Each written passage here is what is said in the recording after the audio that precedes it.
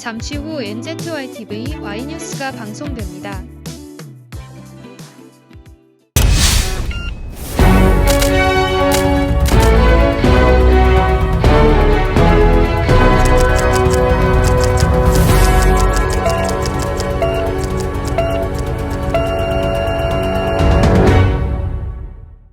안녕하십니까. 3월 15일 NZYTV Y뉴스를 시작합니다. 첫 번째 소식입니다. 뉴질랜드 정부는 금일부터 리터당 25센트씩 유류세를 3개월 동안 임시적으로 인하시키고 대중교통도 3개월 동안 반값으로 이용이 가능하다고 발표했습니다. 우크라이나 전쟁으로 인해 기름값이 폭등함에 따라 사람들이 생활비에 많은 부담이 있을 것으로 우려가 되어서 내린 결정입니다. 다음 소식입니다. 자신다 아던 총리는 금일 오전 AM쇼에서 조만간 국경 오픈에 대해서 발표할 것이라고 말했습니다. 당초 계획 중이던 7월과 10월에 국경을 오픈하는 것으로 되어 있었는데 관광객들에게 국경을 개방하라는 압력이 거세지자 정부는 이번 주 이전 계획보다 앞당기는 계획을 발표할 것이라고 전했습니다. 항공사, 관광업계 및 정치인들은 정부가 앞서 발표한 7월 이전에 더 광범위한 방문객을 대상으로 격리 없이 오픈을 하지 않는다면 여행업 혹은 접객업자들에게는 회복할 수 없는 피해를 입을 것이라고 우려하고 있습니다.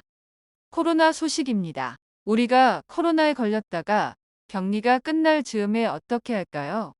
격리가 끝나는 7일째에 혹시나 지속적으로 아프면 집에서 24시간 정도 더 격리를 해야 합니다. 증상이 완화가 될 때까지는 집에서 격리를 해야 합니다. 헬스라인으로부터 문자가 올 텐데 문자를 기다리지 않으셔도 된다고 합니다. 그리고 검사를 한 번 더 받지 않아도 된다고 합니다. 격리가 일주일이 되었다고 해서 검사를 하면 음성이 나오는 것이 아닙니다.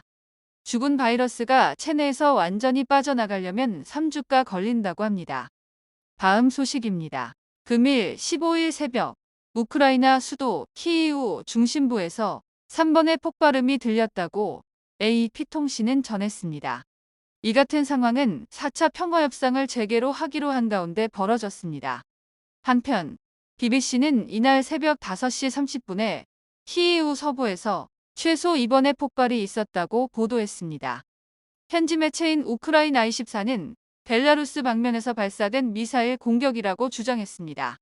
키이우를 비롯해 남부 오데사, 중부 우만, 중서부 흐멜니츠키 등지에서는 공습경보가 울렸다고 덧붙였습니다.